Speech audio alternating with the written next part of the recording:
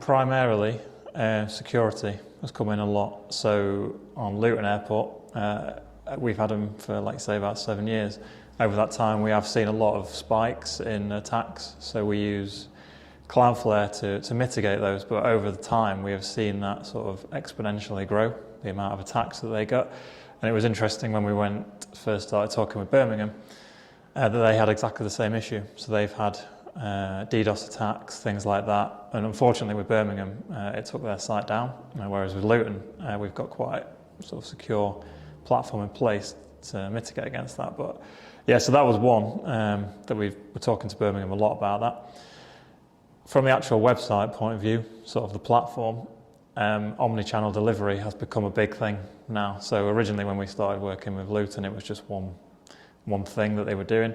But over time, we sort of push content to things like their live screens, etc. And so talking to Birmingham, that's exactly the same. That's what they want to do. So a big part of their drive now is assisted travel, so helping people with disabilities, things like that.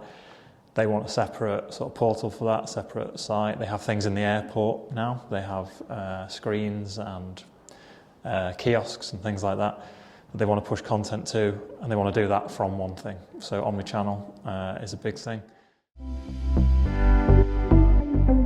Carry on. Yeah, so parking is a big platform for all airports because they don't actually make much money outside of that.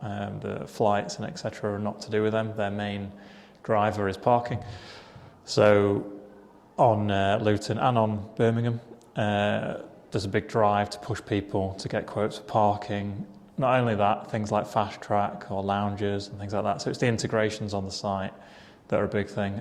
When we're talking to Birmingham, they had exactly the same. So they use a platform called Rescom to do that. And we have worked to integrate that with the site more seamlessly. If the current site that it's on doesn't work too well, it's quite clunky, we've tried to make that a nicer experience for the user.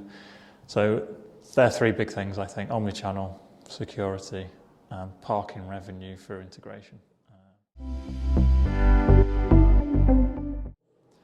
Yeah, there are quite a few actually. I mean, the main one was the platform they're on now is really inflexible. So the current people that built it are built in such a way that they can't easily create new templates, new widgets, stuff like that. So when they want to do any changes to the site, that's quite difficult for them. So they wanted more flexibility going forward, which is why we went on to headless, which we can talk about later. Other issues outside of just day-to-day editing, the site would go down a lot. So we actually put some tracking on when we first started talking to them, and I did notice that the site was going down quite a lot. They've had issues, like I said before, with DDoS attacks, but it wasn't just that. They're having issues with errors on the site. So if their flight feed was inaccessible, the whole site would go down, which is obviously not ideal. So we needed to sort of bolster that technology to make sure that things weren't happening. Also, they've got a big push for assisted travel and accessibility. So they've got some guidelines that have been brought in by the government that they need to follow. So they're doing a big push inside the airport to bring accessibility and assisted travel there, but they need to push that on the website as well. So I worked closely with Amy and our design team to say, how could we bring that onto the airport more? How could we use the omnichannel delivery to push that to different areas, things like that.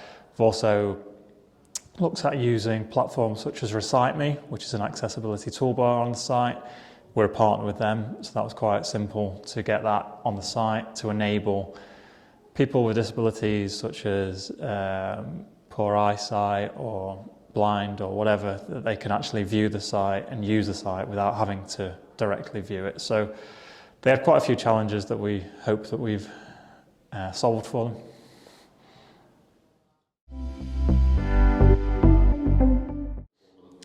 Sure, so when we first started talking to them, there was sort of an education piece around there because they're on a monolithic, more traditional CMS, which is quite inflexible, and the content and the design is tied together, so they can't really change things very easily.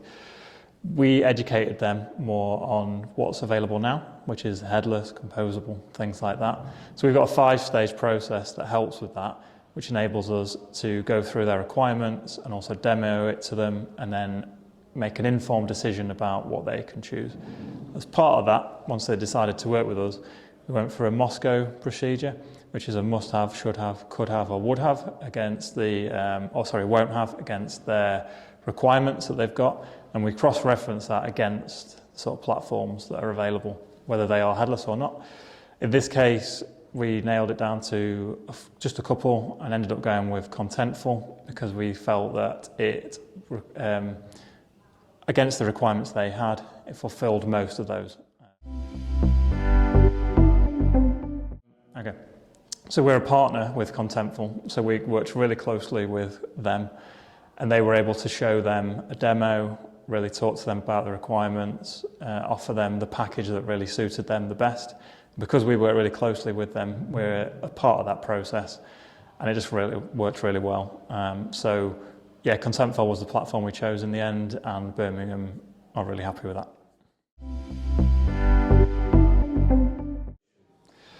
So because headless, or more so composable, is completely separate to the front end now, we are able to abstract away the integrations. So whereas before in a more monolithic or traditional CMS, everything is really tied together. So if you changed one thing, let's say the flight feed, so the flight information comes from a company called AIDX.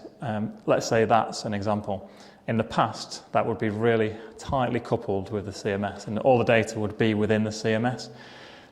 That's a disadvantage if you want to use that data elsewhere. So if you want to have a live screen or an app and you want to push it to the app, because it's tightly coupled in the CMS, there's no way of getting that out.